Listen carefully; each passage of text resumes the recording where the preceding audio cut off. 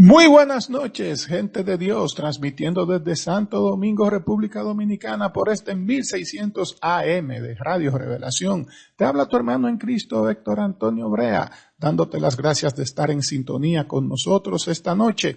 Y el tema que vamos a tratar esta noche es un tema muy interesante, el que sirve en el altar, que viva del altar. Pero primero vamos a orar. Amantísimo Dios y Padre nuestro, gracias Señor por la oportunidad que me das de estar aquí en sintonía con mis hermanos y mis amigos a través de estas ondas hercianas y a través de la internet. Te pedimos Señor por la salud del mundo, por la salud de las personas que conforman este globo terráqueo, esta creación tuya, por la salud de tu creación, Señor. Ten misericordia de nosotros, ten misericordia de las personas, siembra en los corazones el sentimiento de disciplina, porque esta situación que estamos viviendo es el mundo, es el planeta pidiendo un descanso de la maldad del hombre, pero también nosotros necesitábamos descansar, porque estábamos muy afanados, muy enfocados en los problemas, muy enfocados en el trabajo, muy enfocados en las riquezas, muy enfocados en la carnalidad y no nos estábamos dando un momento para crecer emocionalmente, para crecer espiritualmente, para conectarnos contigo.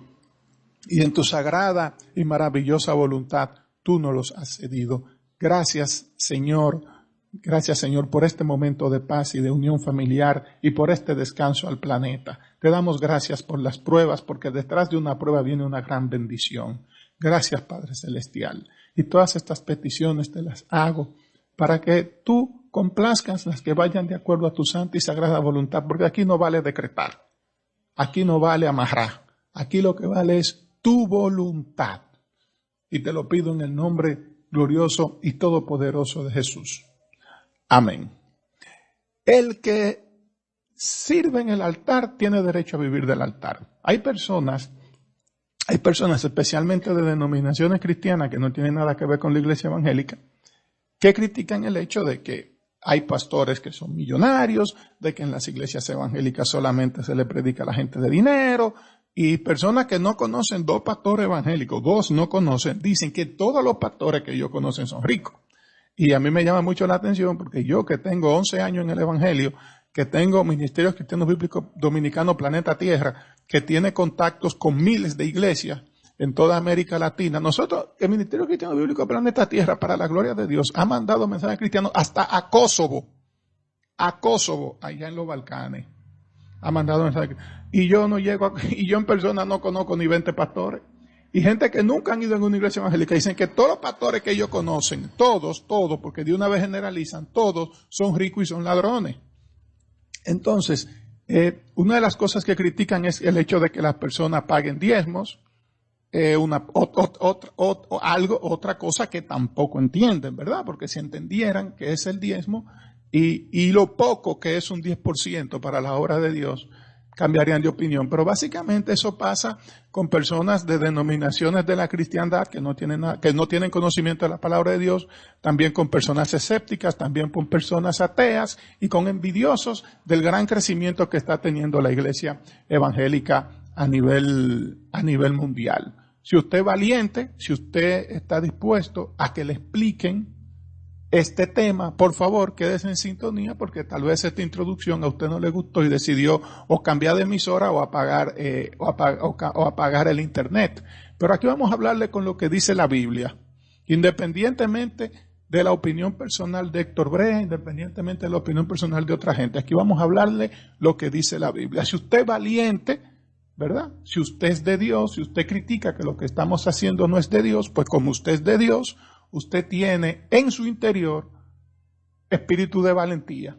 Entonces, vamos y enfréntenos con la palabra de Dios, porque palabra de Dios es que hoy, en Buenas noches, gente de Dios, vamos a hablar en defensa de muchos pastores y de muchos líderes evangélicos que son personas muy honestas, que son personas muy serias, porque hay muchos ladrones y muchos charlatanes, eso lo sabemos, los hay muchos.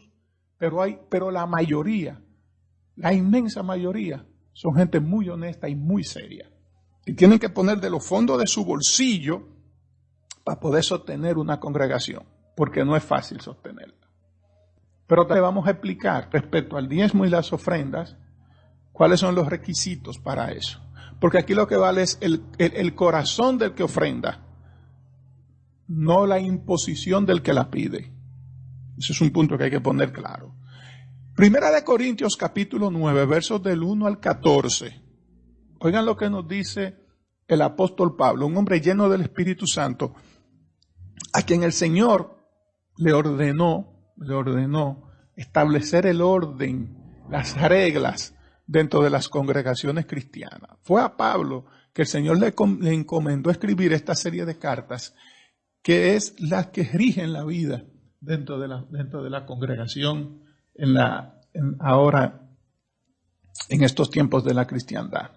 Si nosotros hiciéramos lo que dice el apóstol Pablo, o lo que el Señor nos ordena a través del apóstol Pablo, definitivamente esto estuviera mucho mejor. Primera de Corintios 9, del 1 al 14 dice: no soy apóstol, no soy libre, no he visto a Jesús el Señor nuestro, no sois vosotros mi obra en el Señor.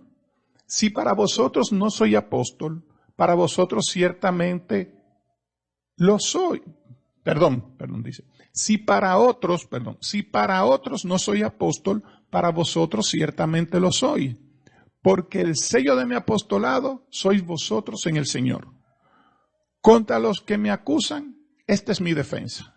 ¿Acaso no tenemos derecho de comer y beber? ¿No tenemos derecho de traer con nosotros una hermana como mujer, como también los otros apóstoles y los hermanos del Señor y Cefas? ¿O solo yo y Bernabé no tenemos derecho de no trabajar? ¿Quién fue jamás soldado por sus propias expensas? ¿Quién planta viña y no come de su fruto? ¿O quién apacienta el rebaño y no toma de la leche del rebaño? ¿Digo esto solo como hombre? ¿No dice esto también la ley? Porque en la ley de Moisés está escrito: no pondrás bozal al buey que trilla. ¿Tiene Dios cuidado de los bueyes? ¿O lo dice enteramente nosotros? Se escribió, porque con esperanza de arar, debe arar el que ara. Con esperanza debe arar el que ara. Y el que trilla con esperanza de recibir del fruto. Si nosotros sembramos en vosotros lo espiritual, es gran cosa si segaremos de vosotros lo material. Repito, si nosotros sembramos entre vosotros lo espiritual, es gran cosa si segaremos de vosotros lo material. Si otros participan de este derecho sobre vosotros, ¿cuánto más nosotros? Pero no hemos usado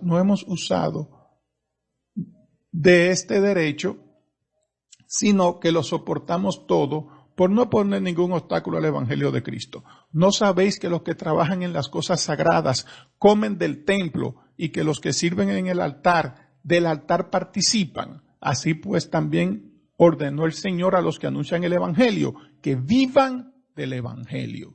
Ya, eso está más claro que el agua. Primera de Corintios 9, del 1 al 14. Abra su Biblia y léala. Quítele el polvo primero, ¿verdad? Que está llena de polvo porque usted no la lee. Quítele todo ese polvo y vaya. Primera de Corintios 9, de 1 al 14. Ya, ahí lo dice claro. El que trabaja en el altar tiene derecho a vivir del altar. Ahora, ¿dónde está la diferencia? Y eso viene desde el Antiguo Testamento, Números 18, 21, libro de Números, capítulo 18, verso 21. Dice el Señor: ten en cuenta que yo he dado a los hijos de Leví todos los diezmos en Israel por heredad, a cambio de su ministerio en el cual sirven, el ministerio de la tienda de reunión. O sea, cuando se hizo el tabernáculo, recuerden que el pueblo de Israel son 12 tribus. Una tribu por cada hijo de Israel, por cada hijo de Jacob. Pero Jacob tenía un hijo llamado José, que tenía 2 hijos, Manasés y Efraín. Cuando el Señor ordena la repartición de las tierras a los hijos de Leví, no les da tierra para que estos se encarguen del sacerdocio y haya un representante del sacerdocio en cada tribu de Israel. Entonces, ya no hay 10, ya quedan de las 12 tierras por repartir, queda uno sin tierra porque a Leví le quitan el derecho a tener tierra para darle sacerdocio. Entonces, lo que se hace es que de la tribu de José se divide en 2. Una parte para Manasés y otra parte para Efraín, y ahí se completan las 12. Ahí se completan las 12, ¿verdad? Porque José es considerado uno de los patriarcas del pueblo de Israel. Patriarcas de Israel: Abraham, Isaac, Jacob y José, los 4 patriarcas. Eso usted lo puede encontrar en YouTube, en Primer Canal Educativo Dominicano. Usted lo busca, los 4 patriarcas que fundaron el pueblo de Israel. Entonces, miren desde el Antiguo Testamento, el Señor le ha asignado a los levitas el diezmo para su sustento. Hay un detalle con el diezmo que hay que tomar en cuenta. El diezmo, como mandamiento perpetuo por sus generaciones, fue dado al pueblo de Israel. Como mandamiento perpetuo por sus generaciones fue dado al pueblo de Israel. Yo consulté con un rabino, si todavía en estos tiempos los israelitas estaban pagando el diezmo como mandamiento establecido perpetuo por la Biblia. Y la respuesta de ese rabino, con el cual consulté, me dijo que como no tenían templo donde llevar los diezmos según estaban establecidos en la Biblia, ellos no estaban presentando diezmos, los israelitas. Ahora, eso me dijo el rabino, ahora hay que tomar en cuenta un detalle. Los judíos son muy literalistas con lo que dice la Biblia. Y como la Biblia les especificaba a ellos que los diezmos tenían que ser en animales, granos, vino y aceite, y tener que llevarse al templo de Jerusalén, al no tener templo donde depositarlo, bueno, pues no tienen a dónde llevarlos.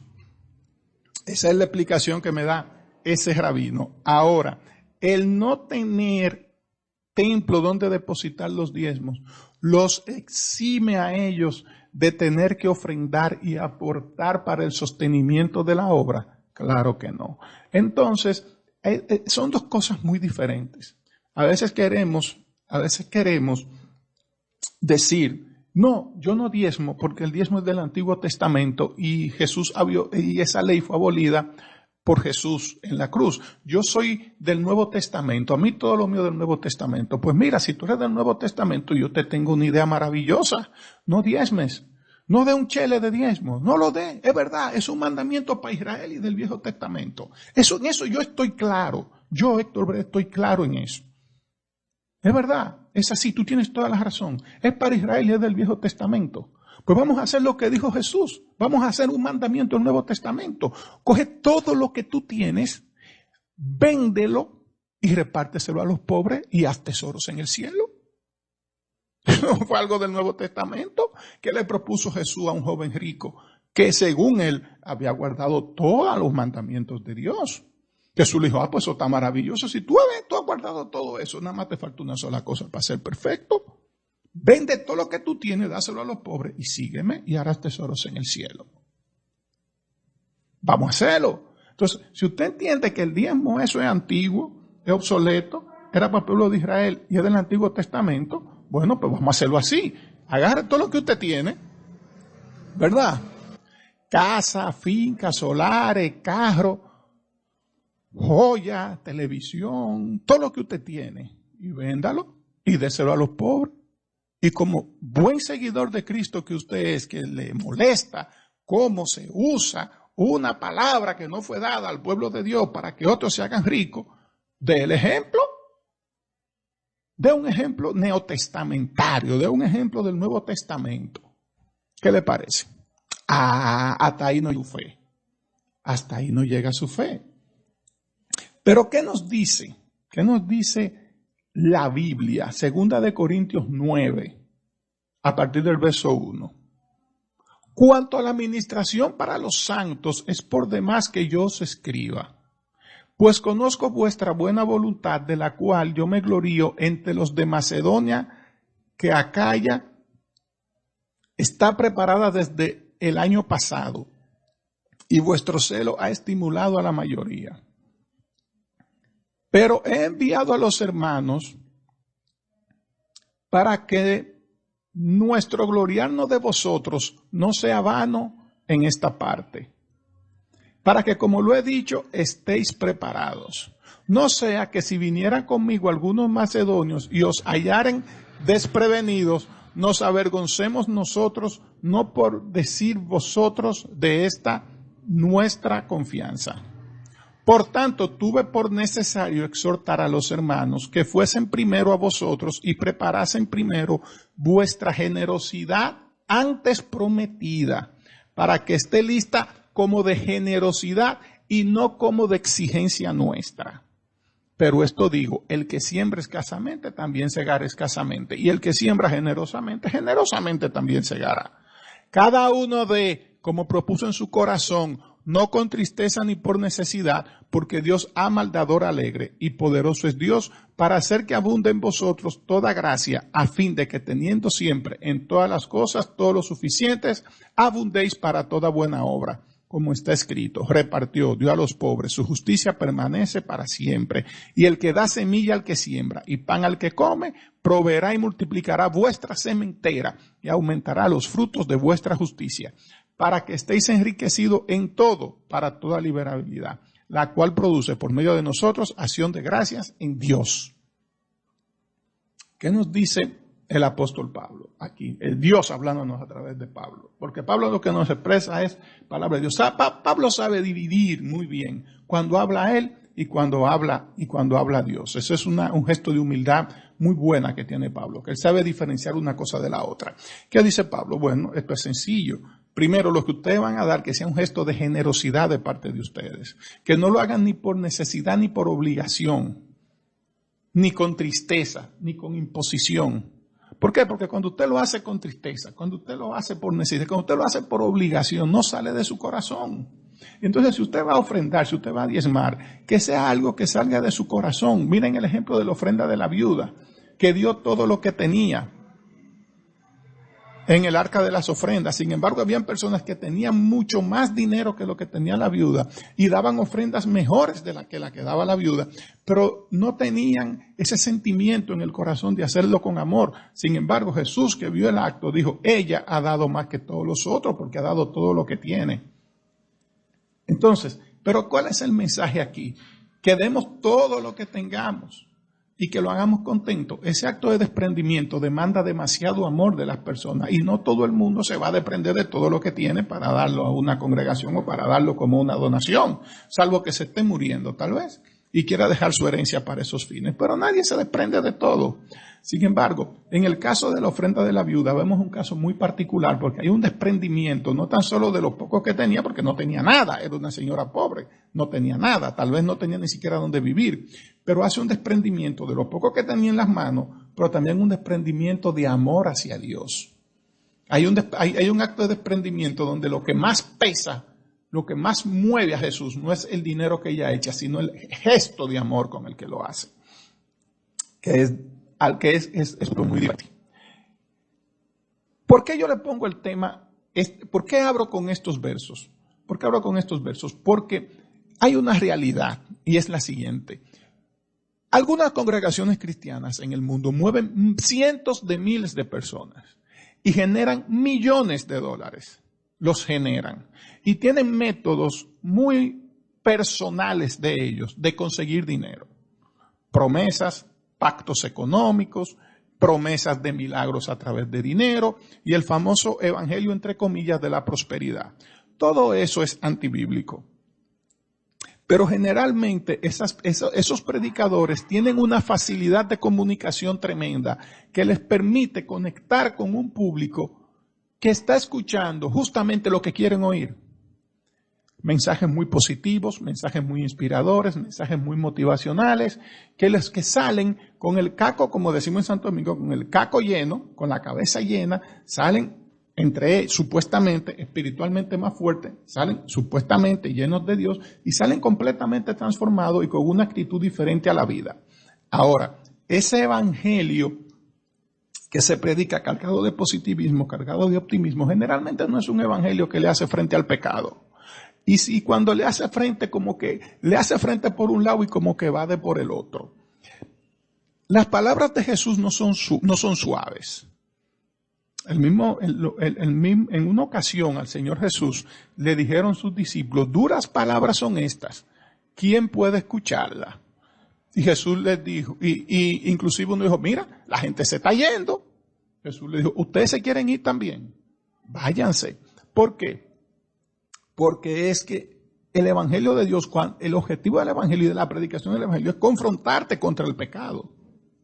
No celebrarte lo que tú estás haciendo bien, sino confrontarte con el pecado. Y cuando nos metemos en el libro de Corintios, específicamente en la parte que habla del uso de los dones espirituales, en Primera de Corintios, la parte que habla del uso de los dones espirituales, Primera de Corintios 14, nos encontramos con ¿qué? Con que los dones de profecía, el don de profecía, cuando se está usando el don de profecía en la congregación, tiene que usarse para sacar al descubierto el pecado. No para que me digan a mí que yo voy a ser pastor, no para que me digan a mí que yo voy a viajar por el mundo, no para que me digan a mí que yo voy a hacer, nada más hablarme cosas buenas, cuando tal vez yo esté en falta delante de Dios. Tal vez yo esté en fornicación, usted a mí me está profetizando que le voy a dar la vuelta al mundo, ¿por qué usted a mí no me profetiza delante de toda la iglesia que está ahí que estoy en fornicación? Por poner un ejemplo, ¿verdad? Tenemos muchos púlpitos desde donde los que se le está predicando a la gente son mentiras. Mentiras. Mucha profecía falsa. Mucha mentira, mucho espectáculo. Mucho Dios me dijo cuando Dios no ha hablado. Mucha profecía falsa. Y muchos falsos profetas de eso han quedado al descubierto. Porque se les han caído sus profecías. Y lo triste del caso es que la gente todavía los sigue. Gente que le han profetizado a un candidato, tú vas a ser presidente de tu país, el Señor me muestra que tú vas a ser presidente de tu país, y pierden. Que han profetizado desastres naturales y no se dan. Que han profetizado cambio económico, que le han profetizado a la gente muchísimas cosas que son mentiras y ni siquiera piden perdón cuando se equivocan. Y todavía hay gente que los sigue. Y generalmente esos mentirosos son los mercaderes. Esos son los que andan atrás del dinero, andan detrás de las ovejas no para apacentarlas, sino para trasquilarlas, para dejarlas sin un chin de lana. Y son esos los que te dicen que si tú no te desprendes materialmente delante de Dios, vas para el infierno. Cuando en Isaías 55, versículo 1, el Señor dice que vayan gratis a disfrutar de la misericordia de Dios. Entonces la Biblia está equivocada y el sinvergüenza o la sinvergüenza esa que está parado en un púlpito, muchas veces sin cumplir con los requisitos que establece la Biblia para estar parado ahí, es quien dice la verdad. Porque eso es lo que usted quiere escuchar. Porque usted lo que quiere, usted que está en pecado, quiere que aparezca un sinvergüenza mandado por el diablo y desde un púlpito le diga a usted que usted está bien. Y sale usted a la calle a decir que usted es evangélico. A decir a la calle que usted es cristiano. A decirle a la gente Dios te bendiga. Y a tirarse de rodillas, a pedirle a Dios cosas que usted sabe que Dios no se las puede dar porque van en contra de su voluntad. Y es tan fuerte que ayuna y hace vigilia y por eso no recibe.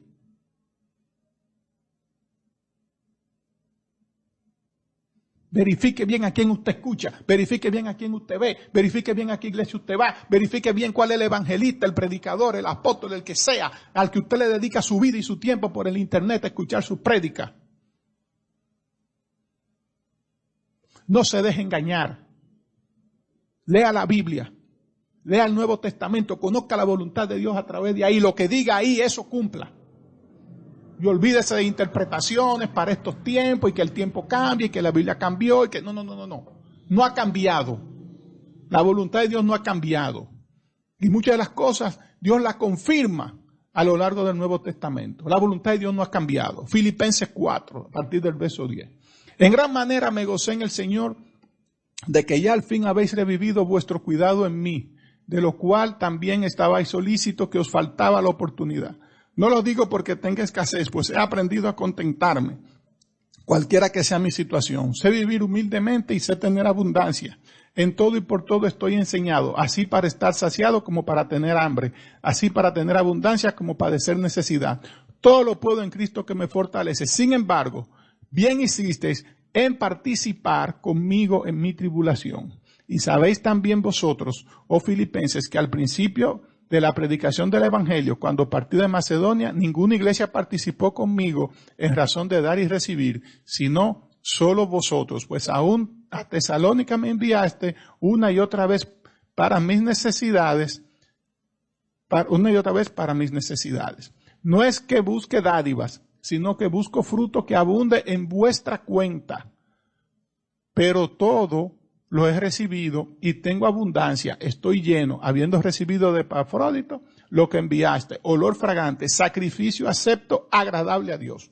Cuando usted se desprende y aporta a la obra de Dios, a la iglesia, al pastor, al evangelista que visita su congregación, a los hermanos que le sirven en la congregación, eso es una ofrenda agradable a Dios. Eso es agradable a Dios porque es lamentable ver cómo algunas congregaciones acumulan muchísimo dinero, piden muchísimo, para todo tienen una necesidad, pero cuando el hermano va a buscar dinero, mandan al hermano a orar. O sea, si necesitan combustible, se lo piden a los hermanos. Si necesitan cambiar el equipo de sonido, se lo piden a los hermanos. Si necesitan pagar la luz, el agua, se lo piden a los hermanos. Pero si un hermano va con necesidad, el hermano lo mandan a orar. Y entonces, ¿cómo es la cosa? Se supone que parte de los fondos que acepta la iglesia, que recibe la iglesia, si les sobra, es para también distribuirla entre los hermanos. Hay un detalle interesante que hay que tomar en cuenta con esto. Hay pastores, hay predicadores que son profesionales, que trabajan y que con sus fondos ayudan a sostener la iglesia porque a veces lo que colectan de ofrenda no da para sostener el ministerio. Y hay pastores que son profesionales, son personas de éxito, les ha ido muy bien y tienen una buena casa, un buen carro, visten bien y cosas por el estilo, e inmediatamente lo ven en esa condición, un grupete de bandidos creen que eso es sacándole dinero a la iglesia. No necesariamente, porque si él es médico, si él es ingeniero, si él es contador, o si heredó una herencia, usted no sabe, para estar juzgando y diciendo que porque está bien es porque se está cogiendo los fondos de la iglesia. Usted no sabe si esa persona de lo de su bolsillo es que sostiene el ministerio porque los hermanos no dan. Porque tampoco la carga de un ministerio puede estar arriba de un solo hermano. Porque hay congregaciones donde hay hermanos que tienen dinero, que son ricos, claro que sí. Y hay muchísima gente que no tiene un chele. Pero la carga de la congregación entera no puede caer sobre solamente el hermano que tiene dinero, salvo que Dios se lo haya dicho. Pero si Dios no se lo ha dicho, la carga financiera de la congregación no puede caer arriba de ese solo hermano. Todos tienen que participar. Pero yo le voy a decir algo. La ofrenda que se le da a Dios, sea diezmo, sea primicia, sea lo que usted quiere dar, tiene que ser santa. Porque en Mateo 5, el 23 al 26 dice, por tanto, si traes tu ofrenda al altar y allí te acuerdas de que tu hermano tiene algo contra ti, deja allí tu ofrenda delante del altar y anda, reconcíliate primero con tu hermano y entonces presenta tu ofrenda. Porque en Mateo 23, 23 hay otro punto, y es que no podemos caer en el fariseísmo. Hay de vosotros, escribas y fariseos hipócritas, que diezmáis la menta, el eneldo y el comino, y dejáis lo más importante de la ley, la justicia, la misericordia y la fe. Esto es necesario hacer, sin dejar de hacer aquello. O sea, lo más importante para Dios es espiritual, no es material. Pero ese desprendimiento material debe llevar contigo un sacrificio espiritual. Y les voy a decir algo, cuídense de los predicadores del Evangelio de la Prosperidad y de muchos que están detrás de usted por su dinero, llámese pastores, evangelistas, apóstoles, lo que sea, porque en 2 de Pedro 2, del 1 al 5, lo dice, pero hubo también falsos profetas entre el pueblo, como habrá entre vosotros falsos maestros que introducirán encubiertamente herejías destructoras y aún negarán al Señor que los rescató, atrayendo sobre sí mismo destrucción repentina. Y muchos seguirán sus disoluciones por causa de los cuales el camino de la verdad será blasfemado. Y por avaricia harán mercadería de ustedes con palabras fingidas. Sobre los tales ya de largo tiempo la condenación no se tarda y su perdición no se duerme. Mi gente, el que sirve en el altar, ya se lo dijimos, se lo leímos, tiene derecho a vivir del altar. Con honestidad, con seriedad y con transparencia. Y recuerde que otras denominaciones no cobran diezmos porque porque les quitaron el privilegio. En el siglo XVI, las colonias españolas en el Caribe se estaban sustentando, su principal fuente de producción era la industria azucarera. Y para fomentar la industria azucarera, la corona española decidió reducir el impuesto que le cobraban a los dueños de bienes de producción de un 10% a un 3%. Ese diezmo con fines religiosos se redujo de un 10 a un 3% en el siglo XVI. Eso es historia dominicana. Entonces, hay denominaciones que critican el cobro del diezmo porque dicen que ellas no cobran diezmos y es una estrategia que ellos usan para querer desacreditar a la iglesia, a las congregaciones, denominaciones evangélicas. Pero en su momento lo cobraron y en su momento los recibían de parte del Estado, que era quien los cobraba por ellos. Otras denominaciones deciden no cobrar diezmo como mandamiento porque entienden que eso, como fue un mandamiento del Antiguo Testamento, no lo guardan, prefieren que la gente sea desprendida de forma voluntaria. Cuando yo estoy de acuerdo con el desprendimiento voluntario, yo no estoy de acuerdo con que se le imponga a nadie nada. Yo creo que Dios conoce los corazones de cada quien y sabe quién da con amor y quién no da con amor. Pero cuando usted impone bajo las amenazas de que te va a venir miseria, de que te va a venir hambre, de muchísimas cosas, usted está invalidando palabras de Dios que dice que la misericordia de Dios son gratis. Misericordia quiero, no sacrificio y conocimiento de Dios más que holocaustos. Esa carta, ese mensaje, mejor dicho, que se le dio al pueblo de Israel a través del profeta Malaquías, tuvo un contexto y tuvo una razón. Cuando leemos el libro de Malaquías, podemos ver, si lo vemos desde el capítulo 1, lo que estaba aconteciendo en la clase sacerdotal de Israel, que es a quienes está dirigido el libro de Malaquías. Ahora, definitivamente, cuando usted diezma, cuando usted ofrenda, ¿usted es bendecido por Dios? Claro que sí. ¿Es malo diezmar? Claro que no. Es bueno diezmar. Pero también, como me dijo un día un hermano, que quiero mucho, Dios lo bendiga a él, me dijo un día, diezmar está bien, pero ¿por qué dar exactamente un 10 si no damos un poquito más? ¿Por qué no nos desprendemos un poco más para la obra de Dios? Y tal vez tal vez no. Hay congregaciones, como los he visto, que quieren que todo lo que la persona vaya a dar vaya directamente al arca de la congregación. O sea, limitan a los hermanos a que lo que vaya a dar sea por caridad, por ofrenda, lo que sea, todo sea dado en la congregación y le privan al hermano de la libertad de dar a quien él quiera. Por ejemplo, si usted va a dar, todo tráigalo para acá, para la iglesia. No le dé ayuda ni a ancianos, ni a niños pobres, ni a instituciones, ni fundaciones, ni nada por el estilo. No, lo que usted vaya a dar, tráigalo para acá, que nosotros nos encargamos de administrarlo. Eso está mal. Usted tiene que dejar que la persona haga con su dinero lo que quiera.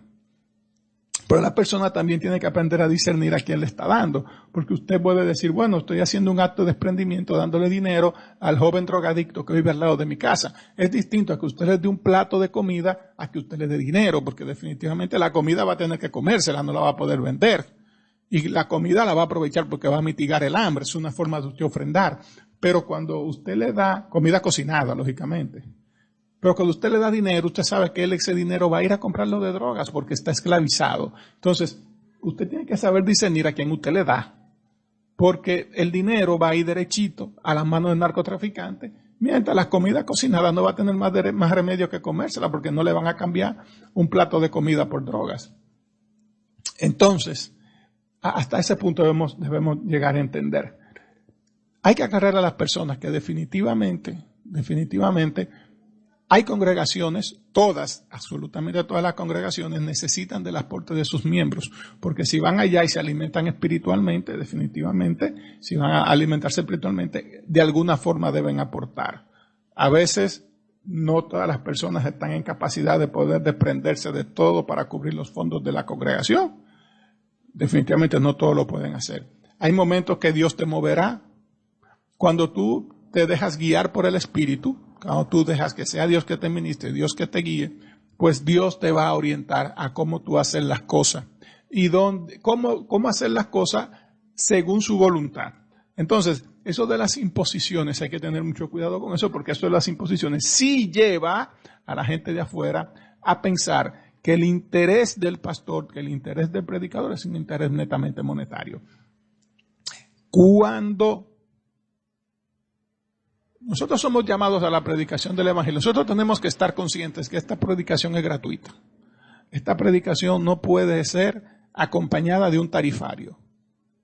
Yo no puedo explayarme a iglesias, a congregaciones, a otros países, diciéndole a los pastores o a los que me inviten, yo cobro tanto. No, ¿para qué? Por Dios. No, enviado por Dios. Si usted es respaldado por Dios, Dios a usted te lleve eso de que yo voy a tu iglesia si tú me das $5,000, si tú me das $10,000, si tú me das $3,000. No. Ahora, si una congregación o si un concilio le invita a usted al país y usted no está en condiciones económicas para poder ir, usted lo dice, mire, yo con mucho gusto voy, pero no tengo cómo ir. No tengo los fondos para costear ese viaje. Si la congregación dice, bueno, pues nosotros le vamos a costear el viaje, nosotros le vamos a pagar, le vamos a cubrir el alojamiento, recíbalo y no exija dinero a cambio. Si aún así le dicen, con todo eso, le dicen, ¿cuánto usted quiere para usted? Usted dice, deme lo que usted sienta en su corazón. Pero Señor, te están dando transporte, te están dando, también quieren que ellos sientan en su corazón, pues estás súper bendecido. Pero aparecen algunas superfiguras que ya son personas que tienen un tarifario, que no van a ir a Perú a cambio de una ofrenda voluntaria cuando pueden ir a Texas a cambio de $10,000 o $15,000. Entonces, todo va a depender de lo que usted siente en su corazón y de para lo que usted significa el Evangelio.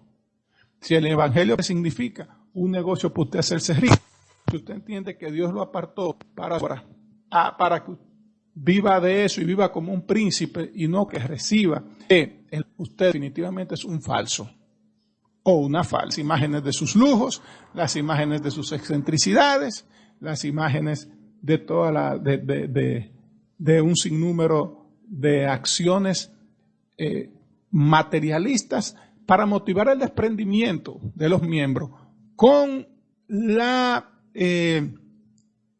promesa de que si ellos actúan de manera desprendida con los ministerios de esos bandidos, porque en los ministerios de ellos tiene que darlo, entonces Dios a usted lo va a bendecir y podrá poder exhibir esos lujos, esos carros de lujo, yates de lujo, casas maravillosas.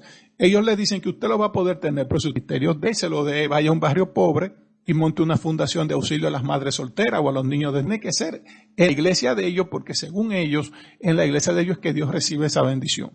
Cosa que no está en la Biblia, en ninguna parte, pero ellos dicen que sí. Entonces, hay pastores muy honestos. La mayoría de los pastores son honestos, gente seria, gente que tienen que poner de su bolsillo para poder sustentar la obra. Y hay crisis económica a nivel mundial, por lo cual muchas personas no pueden desprenderse del diezmo, no diezman porque el dinero que ganan no les da ni siquiera para vivir. Algunas lo hacen, pero aún así tratan de desprenderse de algo para la obra de Dios y para glorificar a Dios. Y son muy solidarios, que visitan al hermano enfermo, que salen a evangelizar y cosas por el estilo. Y al final de cuentas Dios se encarga de recompensarlo. Porque hay un detalle importante, debemos de aprender a separar al Dios que es espiritual de un Dios material. Porque como Dios es espíritu, Él busca que lo haga verdad. Si bien es cierto que las ofrendas, los diezmos y todo lo que usted haga para Dios, si lo hace de corazón, a Él lo mueve a misericordia, a Él le agrada y a Él Él los usa como otro canal de bendición para quien lo hace. También hay que entender que Dios, como es espíritu, Él quiere que el ser humano mantenga una relación estrechamente espiritual con Él. Porque esa relación estrechamente espiritual es la que te va a dar la fuerza de voluntad, es lo que te va a dar los talentos y te va a dar los dones para tú poder hacer la voluntad que Dios quiere que tú hagas. La voluntad de Dios, que Él quiere que en tu vida se haga. Y a través de esa relación espiritual estrecha, Él te bendecirá de muchísimas formas. Hay personas que le sirven a Dios, que gozan de una excelente prosperidad material. Dios los bendiga, que Dios se lo multiplique. Hay otras personas que le sirven a Dios y no gozan de esa prosperidad material porque no es la voluntad de Dios.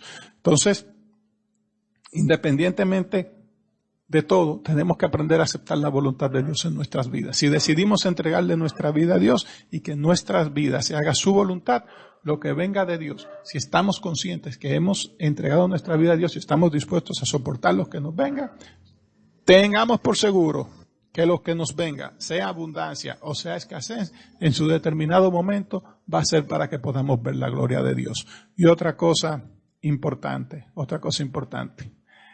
Dios nos permite que suframos algunas pruebas, es para ver hasta qué punto dependemos de Él.